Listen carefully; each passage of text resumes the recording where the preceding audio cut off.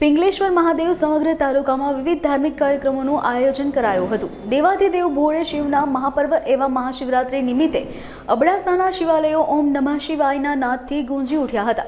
આ સાથે જ સમગ્ર તાલુકાના મહાદેવ મંદિર મધ્યે વિવિધ ધાર્મિક કાર્યક્રમોનું આયોજન કરાયું હતું। નલિયા ખાતે દશનામ ગોસ્વામી સમાજ પ્રેરિત સમસ્ત સનાતની સમાજ દ્વારા શોભાયાત્રા યોજાઈ હતી। રાપરગઢના પ્રસિદ્ધ પિંગલેશ્વર મહાદેવ મંદિર ખાતે સવારથી જ ભક્તોનો પ્રવાહ અવિરત શરૂ થયો હતો। આ ઉપરાંત પૂજન અર્ચન સાથે બપોરે મહાપ્રસાદનું આયોજન પણ કરાયું હતું।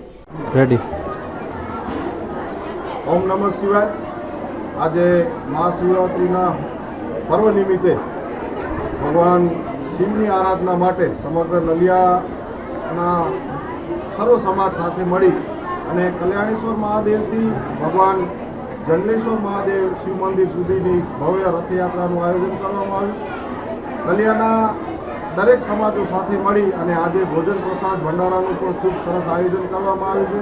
સર્વ સમાજના સાથ અને સહકારથી મહાદેવની આરાધનાનો પર્વ મહાઆરતી અને સમગ્ર નલિયામાં શિવાલયો ઉપર પણ ખૂબ સારા દર્શનનું વ્યવસ્થા કરવામાં આવી છે અને આવા જ કાર્યક્રમો નલિયામાં થતા રહે એવી જ અભ્યર્થના સાથે સમગ્ર આયોજકોને જે યુવા વર્ગ અને બહેનોએ જે આયોજન કર્યું છે એમને ખૂબ ખૂબ ધન્યવાદ અને આવા સારું આયોજન થાય એવી જ પ્રાર્થના।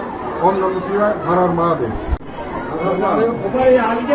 આજે મહાશિવરાત્રિના આયોજન સમિતિ નલિયા સમસ્ત સનાતન હિન્દુ સમાજ દ્વારા ખૂબ ધામધૂમથી ઉજવણી કરવામાં આવી। આ મહાશિવરાત્રિનો જે ક્રમ છે એ લગભગ છેલ્લા 15 વર્ષથી અમે નલિયાના સમસ્ત સનાતન હિન્દુ સમાજ અને સાથે જોતોનો સમાજ સાથે રહી અને ખૂબ ધામધૂમથી આ આયોજન કરીએ છીએ। આ આયોજનને સફળ બનાવવા માટે નલિયાની યુવા ટીમ છે એ પણ ખૂબ સારી મહેનત કરે છે। લગભગ 8 દિવસથી આખા ગામને કેસરિયા ઝંડીઓથી સંગાવવાનું, બેનરો લગાડવાના એ પ્રકારનું જે ડીજેનું આયોજન છે, બાકી ભોજન પ્રસાદનું આયોજન છે।